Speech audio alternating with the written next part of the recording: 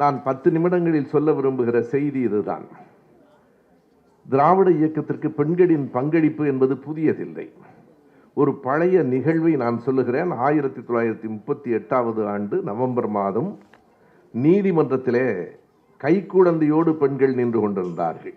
இந்திய எதிர்ப்பு போராட்டத்திலே கலந்து கொண்டு திராவிட இயக்கத்தை, அன்றைய சுயமரியாதை இயக்கத்தை சார்ந்த பெண்கள் கைக்குழந்தையோடு நின்று கொண்டிருந்தார்கள். அவர்களில் ஒருவரின் பெயர் பட்டம்மாள். 2 குழந்தைகளோடு நின்று கொண்டிருந்தார். அப்போது நீதிபதி சொன்னார், நீங்கள் உங்கள் குழந்தைகளோடு சிறைக்கு போவது என்று முடிவெடுத்து விட்டால் அதற்கு நான் அனுமதிக்கிறேன். ஆனால் ஒரு பெண்ணோடு ஒரு குழந்தையை தான் அனுமதிக்க முடியும். பட்டம்மாள் 2 குழந்தைகளோடு நின்று கொண்டிருந்தார். ஒரு பெண்ணோடு ஒரு குழந்தையை தான் அனுமதிக்க முடியும் என்று சொன்னவுடனே பக்கத்திலே இருந்த இன்னொரு பெண், இது என் குழந்தை என்று எடுத்துக்கொண்ட அந்த நேரம் இருக்கிறதே, நீதிபதிக்கு புரிந்தது இது இவருடைய குழந்தை தான், ஆனாலும் அது தன் குழந்தை என்று இன்னொரு பெண் ஏற்கிற போது 2 பெண்களையும் 2 குழந்தைகளோடு சிறைக்கு அனுப்பினார். அப்படி சிறை சென்று வளர்த்த இயக்கம்தான் திராவிட இயக்கம். ஏன் பெண்கள் சிறைக்கு சென்றார்கள்? ஐயா பெரியார் 1938 நவம்பர் 13ஆம் தேதி சென்னையிலே நடைபெற்ற மாநாட்டில், பெண்கள் மாநாட்டில் பேசுகிற போது சொன்னார், இன்றைக்கு இவ்வளவு பெண்கள் இருக்கிறீர்கள் என்பது மகிழ்ச்சி என்றால், நான் சொல்லுவது 1938 அத்தனை ஆயிரம் பெண்கள் பேரணியாக வந்து நடந்த அந்த மாநாட்டில் பேசுகிற போது ஐயா பெரியார் சொன்னார், நாம் தமிழ் மரபு என்று ஒன்றை சொல்லிக்கொண்டே இருக்கிறோம், புறநானூற்றிலே படிக்கிறோம். ஒரு பெண் தன் கணவனை போருக்கு அனுப்பி வைத்தாள், அவன் போரிலே இறந்து போனான். அதற்கு பிறகு தன் குழந்தையை, விளையாடி கொண்டிருக்கிற தன் குழந்தையை அழைத்து அவன் கையிலே வில்லையும் வேலையும் கொடுத்து அவனையும் போருக்கு அனுப்பினாள், வீரப்பெண்மணி என்று படிக்கிறோம். பெரியார் கேட்டார், நல்லது, கணவனை போருக்கு அனுப்பினாள், தன் மகனையும் போருக்கு அனுப்பினாள், அது போகட்டும், நீங்கள் எப்போது போருக்கு போகிறீர்கள் என்று கேட்டார். எப்போதும் கணவனையும் பிள்ளையையும் போருக்கு அனுப்பி வைக்கிறவர்களாகவே பெண்கள் இருப்பதில்லை, பெண்களே போருக்கு போகிறவர்களாக இருக்க வேண்டும் என்கிற போர்க்குணத்தை பெரியார் ஊட்டியதால் தான் அன்றைக்கு அத்தனை பேரும் அன்றைக்கு சிறைக்கு சென்றார்கள். நாம் நம்முடைய பழைய இலக்கியங்களிலே கூட என்ன படித்திருக்கிறோம்? ஒரு ஆணை பற்றி சொல்லுகிற போது அவன் அரசனாக இருக்கலாம், இளவரசனாக இருக்கலாம், போர் வீரனாக இருக்கலாம். ஒரு ஆணை பற்றிய வர்ணனைகள் எப்படி இருக்கும் என்றால், அவன் மிகுந்த வீரமுடையவன், 1000 யானைகளை களத்திலே வீழ்த்தியவன், கொடை வள்ளல் குணம் கொண்டவன், நிர்வாக திறன் மிகுந்தவன், சிறந்த அறிவாளி. நல்லது. அதே சங்க இலக்கியங்களிலே வருகிற ஒரு பெண்ணை பற்றிய வர்ணனை என்னவாக இருக்கிறது? அவள் மிக அழகானவள், நளினமானவள், கற்புக்கரசி. ஏன் பெண் அறிவாளியாக இருக்கவே கூடாதா? பெண் வீரம் மிகுந்தவளாக இருக்க முடியாதா? பெண் கொடை வள்ளல் குணம் கொண்டவளாக இருக்க முடியாதா?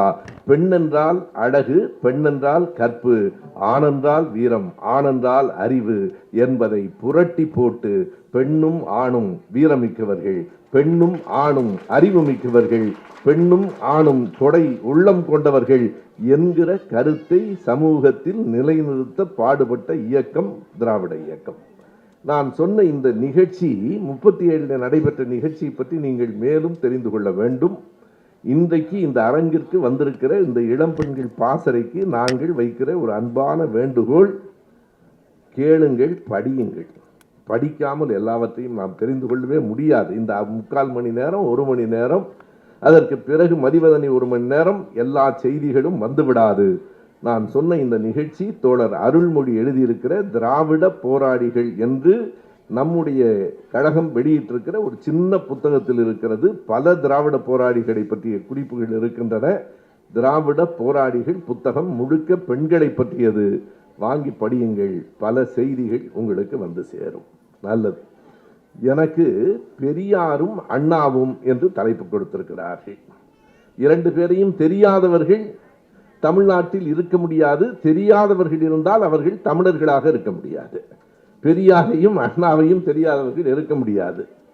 இப்போது நான் பெரியார் அண்ணா பற்றிய சில செய்திகளை உங்களிடம் சொல்லிவிட்டு பல செய்திகளை உங்களிடம் வந்து கேட்கப் போகிறேன். நான் சொல்ல விரும்புகிற செய்தி இதுதான். பெரியார் ஒரு முறை நம்முடைய திராவிடர் கழகத்தின் தலைவர் ஐயா ஆசிரியர் அவர்கள் அவருக்கு ஈரோடு முதல் காஞ்சி வரை என்று தலைப்பு கொடுத்திருந்தார்கள். அவர் பேசுகிற போது சொன்னார், ஈரோடு முதல், முதல் என்றால் தொடக்கம் என்றுதான் பொருள், ஆனால் முதல் என்பதற்கு இன்னொரு பொருளும் இருக்கிறது, கேபிட்டல் என்று ஆங்கிலத்தில் உண்டு. ஈரோடு தான் முதல் காஞ்சிக்கு என்று சொன்னார். அண்ணாவுக்கு முதலாக கேபிட்டலாக இருந்ததே ஈரோடு தான். ஈரோட்டிலிருந்து தான் காஞ்சி வருகிறது. பெரியாரிடமிருந்து தான் அண்ணா உருவாகிறார். பெரியாரை பின்பற்றித்தான் அண்ணா வருகிறார். அதனை அண்ணா அவர்கள் எந்த இடத்திலும் சொல்லுகிறார் என்பதற்கு ஒன்றை சொல்ல வேண்டும் என்றால் 1967 செப்டம்பர் ஐயாவினுடைய பிறந்த நாள் விழா கூட்டத்திலே திருச்சியில பேசுகிற போது அண்ணா சொல்லுகிறார், அப்போது அண்ணா முதலமைச்சர், தமிழ்நாட்டின் முதலமைச்சர், மிகப்பெரிய செல்வாக்கு உள்ளவர். பெரியாரை விட்டு பிரிந்து வந்து பெரியாரால் தேர்தல்களில் எதிர்க்கப்பட்டு அதனையும் தாண்டி வெற்றி பெற்று முதலமைச்சரானார்.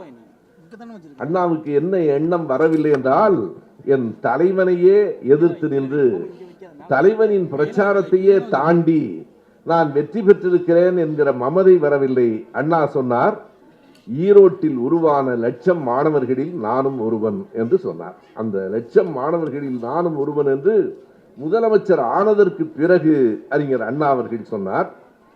இன்னொன்றையும் அண்ணா தன் பேச்சிலே குறிப்பிடுகிறார்.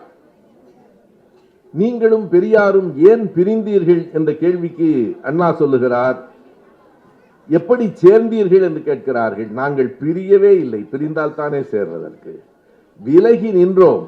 ஆனால் ஒருவரை இன்னொருவர் நேசித்தபடியே இருந்தோம். அதற்கு ஒரு எடுத்துக்காட்டை சொல்லுகிறார். 67 தேர்தல், பெரியார் திமுகவுக்கு எதிராக காங்கிரசுக்கு ஆதரவாக பரப்புரை செய்து கொண்டிருக்கிறார். ஒரு ஊரில் அறிஞர் அண்ணா அவர்கள் திமுகவுக்கு வாக்கு கேட்டு விட்டு வருகிற போது எதிரே இன்னொரு ஊரில் காங்கிரசுக்கு வாக்கு கேட்டு திமுகவுக்கு எதிராக பேசிவிட்டு ஐயா பெரியார் வருகிறார். இடையிலே அந்த ரயில்வே கேட் போட்டிருக்கிறார்கள். அந்த ரயில்வே கேட்டுக்கு இந்த பக்கம் அறிஞர் அண்ணாவின் கார் நிற்கிறது, அந்த பக்கம் தந்தை பெரியாரின் கார் நிற்கிறது. ஐயாவினுடைய ஊர்தியை பார்த்த உடனே அண்ணாவுக்கு தெரிகிறது அது பெரியாரினுடைய கார் என்று. பின்னால் அந்த தன் காரில் இருந்த ஒரு நண்பரிடம், இந்த பழம் பிஸ்கட் எல்லாம் ஐயாவுக்கு ரொம்ப பிடிக்கும், அந்த கேட்டுக்கு பக்கம் இருக்கிறது பின்னால் இருப்பது ஐயாவின் கார் தான், நீங்க கொண்டு போய் ஐயாட்ட கொடுத்துட்டு வாங்கங்கிறார் அண்ணா. அந்த நண்பர் கேட்கிறார், அண்ணா அதை நீங்களே போய் கொடுத்தால் பெரியார் மகிழ்ச்சி அடைவார் இல்லையா என்று. அண்ணா சொல்லுகிறார், உண்மைதான், நானே கொண்டு போய் கொடுத்தால் எனக்கும் மகிழ்ச்சி, பெரியாருக்கும் மகிழ்ச்சி. ஆனால் நான் நேரில் போய் ஐயாவை ஒரு முறை பார்த்து விட்டால் மறுபடியும் இந்த காருக்கு திரும்ப வரமாட்டேன், எனவே நீங்களே போய் கொடுங்கள் என்று சொல்லுகிறார். அண்ணாவை ஒரு முறை பெரியாரை நான் பார்த்து விட்டால் மறுபடியும் இந்த காருக்கு வரமாட்டேன். இதே நிகழ்ச்சி 1950 ஆண்டு பெரியார் அண்ணா 2 பேரும் ஒரே சிறையில் இருக்கிறார்கள். 2 பேரும் பிரிந்து விட்டார்கள் 49. அதற்கு பிறகு ஒரே சிறையில் இருக்கிறார்கள். ஒரே சிறையில் எதிரெதிர் அறையில் இருக்கிறார்கள். அப்போது அந்த சிறையில் இருக்கிற வார்டன் அங்கே வந்து சில பிஸ்கட் பாக்கெட்ஸ், ரொட்டிகளை எல்லாம் கொண்டு வந்து அண்ணாவிடத்தில் கொடுக்கிறார். அண்ணா என்ன என்று கேட்கிற போது அந்த வார்டன் சொல்லுகிறார், அந்த அறையிலே ஒரு பெரியவர் இருக்கிறார், அவருக்கு வந்தது, அவர் இதையெல்லாம் உங்களிடம் கொடுக்க சொன்னார் என்று சொல்லுகிறார். அண்ணா கைதி எண் என்று போட்டு ஒரு புத்தகத்திலே இதை குறித்திருக்கிறார். எனவே பெரியாரிடமிருந்து அண்ணா உருவானார். பெரியாரின் பிள்ளையாய்த்தான் கடைசி வரைக்கும் இருந்தார். இடையில் ஒரு பிரிவு வந்தது.